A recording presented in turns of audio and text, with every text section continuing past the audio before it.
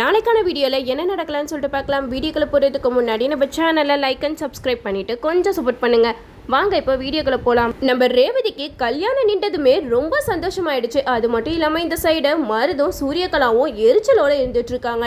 என்ன சூரியகலா இவ்வளோ தூரம் வந்துட்டு கல்யாணம் நடக்காம போயிடுச்சு அப்படிங்கிற மாதிரி கேட்க, அதுக்கு சூரியகலா சொல்றாங்க, இது எல்லாமே அந்த கார்த்தி வேலை தான். கார்த்தி தான் இப்படி பண்ணி கல்யாணத்தை நிப்பாட்டிட்டான் அப்படின்னு சொல்லிக்கிட்டு இருக்காங்க. இந்த சைடு நம்ம சாம்புஷரி வந்து சூரியகலா கிட்ட சொல்றாங்க, என்ன நடந்தாலும் சரி இந்த ஒரு வாரத்துல நான் ரேவதிக்கும் மருதுக்கும் கல்யாணம் பண்ணி வைக்காம விட மாட்டேன் அப்படிங்கிற மாதிரி சொல்லும்போது மருதும் சூரியகலாவும் சொல்றாங்க, நீங்க எதுக்கும் கவலைப்படாதீங்க அத்தை, நாங்க இருக்கோம். ரிஜிஸ்டர் மேரேஜ் நடக்கலனா என்ன, எப்படிதான் இருந்தாலும் மருது தான் ரேவதி கழுத்துல தாலி கட்ட போறாரு, அதை யாராலையுமே மாற்ற முடியாது அப்படிங்கிற மாதிரி சூரியகலா சொல்லிடுறாங்க.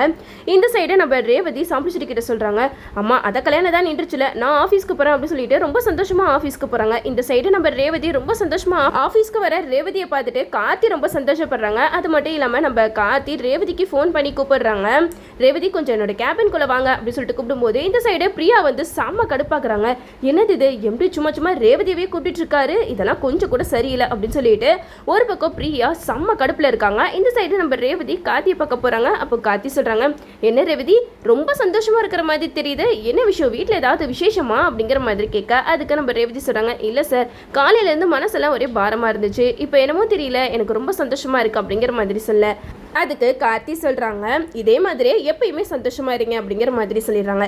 அப்போதான் நம்ம ரேவதி கார்த்தி கிட்ட பேசிட்டு போறாங்க. அப்போ நம்ம ரேவதிக்கு மனசுக்குள்ள ஒரு சந்தேகம் வருது, ஒருவேளை அக்கா சொன்ன மாதிரி எப்படி நம்மளை விரும்புறாரா அப்படிங்கிற மாதிரி நம்ம ரேவதி யோசிச்சுட்டு இருக்காங்க. பேசாம நம்ம போய் கேட்டுருவோமா, நம்மளுக்கு என்கேஜ்மெண்ட் ஆன விஷயம் கார்த்திக்கு தெரியும், அப்படி இருந்தா அவர் எப்படி நம்மளை விரும்புவாரு, ஒன்றும் புரியலையே, பேசாம நம்ம போய் கேட்டுருவோமா அப்படின்னு சொல்லிட்டு யோசிச்சுட்டு இருக்கும்போது ரேவதி ஒரு பக்கம் நினைக்கிறாங்க, வேண்டாம் நம்ம போயிட்டு லூசுத்தனமா கேட்டு அசிங்கப்பட்டு நிற்க கூடாது அப்படின்னு பேசிக்கிட்டு இருக்கும்போது பின்னாடி கார்த்தி நிற்கிறாங்க. என்னங்க ஏதோ மனசுல பேசிக்கிட்டு இருக்கீங்க அப்படிங்கிற மாதிரி கேட்க, உடனே ரேவதி அதெல்லாம் ஒன்றும் இல்லை அப்படின்னு சொல்லிட்டு போயிடுறாங்க. இந்த சைடு பிரியா வந்து இவங்க ரெண்டு பேரையும் பார்த்துட்டு செம்மையா வயிற்றுச்சல்ல செத்துக்கிட்டு இருக்காங்க தான் சொல்லலாம். இந்த எம்டி பண்றது கொஞ்சம் கூட சரியே இல்லை, நான் எப்படிப்பட்டவளா இருக்கேன், ஆனா என்ன விட்டுட்டு இந்த ரேவதி பின்னாடியே சுத்திக்கிட்டு இருக்காரு அப்படிங்கிற மாதிரி பிரியா யோசிச்சுட்டு இருக்க. இந்த சைடு நம்ம சாம்புஷரி செம்ம கோவத்துல இருக்காங்க. வீட்டுக்கு போனா ராஜராஜன் வந்து சாம்புஷரி கிட்ட சொல்றாங்க, ஈஸ்வரி உன்கிட்ட நான் கொஞ்சம் தனியா பேசணும் அப்படிங்கிற மாதிரி கேட்க, அதுக்கு சூரியகலா மருது ரெண்டு பேருமே சொல்றாங்க, பாத்தியா அவர் என்ன சொல்றாரு, நம்மலாம் இருக்கோம்னு சொல்லிட்டு தான் அத்தையை தனியா கூப்பிட்டு பேசணும்னு சொல்றாரு, நம்ம முன்னாடி பேசினா என்னவா அப்படிங்கிற மாதிரி சூரியகலா வந்து மருது கிட்ட சொல்லிக்கிட்டு இருக்க. இந்த சைடு ராஜராஜன் சாம்புஷரிய செம்மையா திட்டுறாங்க, என்ன ஈஸ்வரி உன்னோட மனசுல நினைச்சுக்கிட்டு இருக்க, ரேவதி ஏற்கனவே கல்யாணம் ஆயிடுச்சு, அவளுக்கு போயிட்டு அந்த மருதை கட்டி வைக்கணும்னு நினைக்கிறேன், நீ எல்லாம் ஒரு அம்மாவா அப்படிங்கிற மாதிரி கேட்க, அதுக்கு ஈஸ்வரி சொல்றாங்க, இங்க பாருங்க என் பொண்ணுக்கு எது நல்லதோ நான் அதை தான் செஞ்சுட்டு இருக்கேன் அப்படிங்கிற மாதிரி சொல்ல, அதுக்கு ராஜராஜன் சொல்றாங்க, ஏன் உன் பொண்ணுக்கு நீ மட்டும் தான் இருக்கியா, அப்பா நான் இல்லையா, என்னைய கேட்காம எப்படி நீ கல்யாணத்துக்கு ஏற்பாடு பண்ணலாம் அப்படிங்கிற மாதிரி கேட்க, அதுக்கு சாம்புஷரி சொல்றாங்க, இப்போ நான் ரேவதிக்கு கல்யாணம் பண்ணி வைக்க போறேன் அப்படின்னு சொல்லியிருந்தா நீங்க என்ன அந்த கல்யாணத்துக்கு வந்திருக்கவா போறீங்க அப்படிங்கிற மாதிரி கேட்க, அதுக்கு ராஜராஜன் சொல்றாங்க, இதெல்லாம் சரியில்லை ஈஸ்வரி, நீ தப்புக்கு மேல தப்பு பண்ணிக்கிட்டே இருக்க, உன் பொண்ணுக்கு மட்டும் பழைசெல்லாம் ஞாபகம் மட்டும் வந்துருந்துச்சு, அப்புறம் உன்னைய கேவலமா தான் பாப்பா அப்படிங்கிற மாதிரி சொல்ல, அதுக்கு சாம்புஷரி சொல்றாங்க, யார் என்ன நினைச்சாலும் பரவாயில்ல, எனக்கு அதை பத்திலாம் கவலையே கிடையாது, நான் நினைச்ச மாதிரி ரேவதிக்கும் மருதுக்கு தான் கல்யாணம் ஆகும் அப்படிங்கிற மாதிரி சொல்லிட்டு போறாங்க.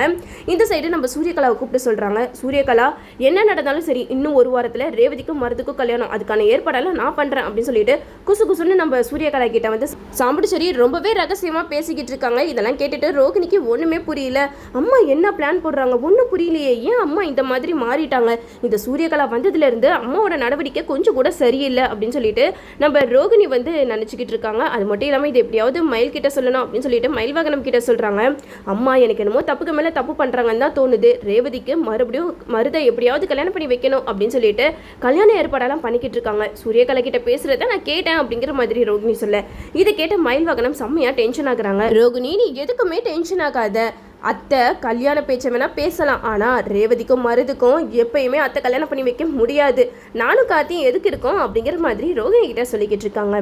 இந்த சைடு நம்ம சாம்புஷரி வந்து அந்த ரிஜிஸ்டர் ஆஃபீஸ்க்கு போகிறாங்க. அங்கே போயிட்டு அந்த மேனேஜர் கிட்ட கேட்குறாங்க, இங்கே பாருங்க உங்ககிட்ட இருக்கிற ஆதாரத்தெல்லாம் யார் கொடுத்தா அப்படிங்கிற மாதிரி கேட்க, அதுக்கு அந்த மேனேஜர் சொல்கிறாங்க, இங்கே பாருங்கம்மா இது எல்லாமே ஒரிஜினல், இது யார் கொடுத்தா எவர் கொடுத்தா நீங்களெல்லாம் சொல்ல முடியாது அப்படிங்கிற மாதிரி சொல்ல, இதை கேட்ட சாம்புஷரி செம்மையாக கடுப்பாக்குறாங்க, நீங்கள் சொல்லியே தான் ஆகணும், அப்புறம் நான் வேற மாதிரி ஆக்ஷன் எடுக்க வேண்டிய வேண்டியதாக இருக்கும் அப்படிங்கிற மாதிரி மிரட்டி கேட்கும்போது அவரும் வேற வழி இல்லாமல் எல்லாத்தையுமே சொல்லிடுறாங்க.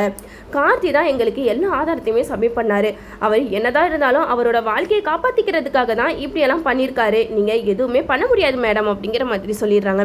இந்த சைடு இதெல்லாம் கேட்டுட்டு நம்ம சாம்பிராணி செம்ம கோபத்தோட நம்ம கார்த்தியோட ஆஃபீஸ்க்கு போகிறாங்க. அங்கே போயிட்டு நம்ம ரேவதி கிட்ட சொல்கிறாங்க, ரேவதி உன்னோட எம்டி கிட்ட நான் கொஞ்சம் பேசணும் அப்படிங்கிற மாதிரி சொல்ல. அதுக்கு நம்ம ரேவதி சொல்கிறாங்க, என்னம்மா திடீர்னு டென்ஷனாக வரீங்க, எம்டி கிட்ட பேசணும்னு சொல்கிறீங்க, ஏன் எம்டி ஏதாவது பண்ணாரா அப்படிங்கிற மாதிரி கேட்க. அதுக்கு சாம்பிராணி சொல்கிறாங்க, அதெல்லாம் ஒன்றும் இல்லை ரேவதி, நான் அவர்கிட்ட கொஞ்சம் பேசணும் அப்படின்னு சொல்லிட்டு நம்ம சாம்பிராணி வந்து கார்த்தியை பார்த்து பேசுறதுக்காக சொல்கிறாங்க. நம்ம ரேவதியும் கார்த்தி கிட்ட போய் சொல்கிறாங்க, அம்மா உங்ககிட்ட பேசணுமா அப்படின்னு சொல்லிட்டு சொல்ல உடனே கார்த்தியும் வராங்க. அப்போ சாம்பிராணி வந்து கார்த்தியை பார்த்து செம்மையாக டென்ஷன் ஆகுறாங்க. என்ன டிரைவர், என் பொண்ணுக்கு நடக்க இருக்கிற கல்யாணத்தை நிறுத்தினது நீ தானே, எனக்கு நல்லாவே தெரியும். நீ தான் எல்லா ஆதாரத்தையுமே கொடுத்து என் பொண்ணோட கல்யாணத்தை நிப்பாட்டி இருக்க, உனக்கெல்லாம் கொஞ்சம் கூட அறிவே இல்லையா அப்படிங்கிற மாதிரி கேட்க. அதுக்கு கார்த்தி சொல்கிறாங்க, இப்போ அதே கேள்வியை நான் உங்ககிட்ட கேட்கலாம். உங்கள் பொண்ணுக்கு ஏற்கனவே கல்யாணம் ஆயிடுச்சு, உங்கள் பொண்ணோட புருஷனா உயிரோட தானே இருக்கேன், என்னை விட்டுட்டு வேற ஒருத்தரை கல்யாணம் பண்ணி வைக்க நீங்கள் முடிவு பண்ணீங்களே, இது மட்டும் கொஞ்சமாவது நியாயமாக தெரியுதா அப்படிங்கிற மாதிரி நம்ம கார்த்தி செம்மையாக சாம்பிராணி கேள்வி கேட்குறாங்க. இதெல்லாம் கேட்டுட்டு சாம்பிராணி சொல்கிறாங்க, இங்கே பாரு, அதெல்லாம் எனக்கு தெரியாது, உனக்கும் அவளுக்கு தான் டைவர்ஸ் கேஸ் போயிட்டு இருக்குல்ல, என்னதான் இருந்தாலும் உங்கள் 2 பேருக்கும் டைவர்ஸ் கிடைச்சிடும், அதுக்கப்புறம் எனக்கு அதை பற்றிலாம் கவலை கிடையாது அப்படிங்கிற மாதிரி சொல்ல. அதுக்கு கார்த்தி சொல்கிறாங்க, என்கிட்ட இருந்து ரேவதியை உங்களால் என்றைக்குமே பிரிக்க முடியாது அப்படிங்கிற மாதிரி சொல்லும்போது சாம்பிராணி சொல்கிறாங்க, இன்னும் 1 வாரத்தில் ரேவதிக்கும் மருத்துக்கும் கல்யாணம் பண்ணி காட்டுறேன், நான் நாளைக்கு அவளுக்கு என்கேஜ்மெண்ட் ஏற்பாடு பண்ணுறேன் அப்படிங்கிற மாதிரி சொல்ல. இதை கேட்ட கார்த்தி வந்து சிரிக்கிறாங்க. ஆமாம், நீங்கள் இப்படி தான் எல்லாம் அவசரத்தில் முடிவெடுக்கிறீங்க, கடைசியில் தோற்று போய் நிற்கிறீங்க, எதுக்கத்தை இந்த தேவையில்லாத வேலையெல்லாம் பண்ணிக்கிட்டு இருக்கீங்க, என்கிட்ட இருந்து மட்டும் ரேவதியை பிரிக்கணும்னு நினச்சிங்க, அப்புறம் நான் மனுஷனாகவே இருக்க மாட்டேன் அப்படின்னு சொல்லிட்டு நம்ம கார்த்தி செம்ம போல்டாக பேசிட்டு போயிடுறாரு. இதெல்லாம் கேட்டுட்டு சாம்பிராணிக்கு என்ன பண்ணுறதுனே தெரியல, செம்ம டென்ஷனோட வெளியில் வராங்க. அப்போ ரேவதி சாம்பிராணி கிட்ட கேட்குறாங்க, என்னம்மா எம்டி கிட்ட எதுக்கு இவ்வளோ டென்ஷனாக பேசிக்கிட்டு இருக்கீங்க, ஏதாவது பிரச்சனை அப்படிங்கிற மாதிரி கேட்க. அதுக்கு சாம்பிராணி சொல்கிறாங்க, இல்லை ரேவதி, அதை பற்றிலாம் உனக்கு தெரிஞ்சுக்கணும்னு அவசியம் கிடையாது, நீ எதுக்குமே டென்ஷன் ஆகாமல் வேலை பாரு அப்படிங்கிற மாதிரி சொல்லிட்டு போயிடுறாங்க. என்னதான் சாம்பிராணி இப்படி சொல்லிட்டு போனாலும் நம்ம ரேவதிக்கு சந்தேகம் அதிகமாகிக்கிட்டே இருக்கு. எதுக்காக அம்மா எனக்கு இவ்வளோ சீக்கிரம் கல்யாணம் பண்ணி வைக்கணும்னு இவ்வளோ துடிச்சிக்கிட்டு இருக்காங்க, அது மட்டும் இல்லாமல் எம்டி கார்த்தியை பார்த்து என்ன பேசிட்டு போயிருப்பாங்க, எனக்கு ஒன்றுமே புரியலையே, இதெல்லாம் யோசிக்க எனக்கு தலையை பிடிச்சிரும் போல அப்படிங்கிற மாதிரி நம்ம ரேவதி ஒரு பக்கம் குழம்பி போயிருக்காங்க. அம்மாவுக்கு எம்டி யார் என்னங்கிறதே தெரியாது, ஆனால் அவர்கிட்ட ரொம்ப நாள் பழகின மாதிரி பேசிட்டு போகிறாங்க.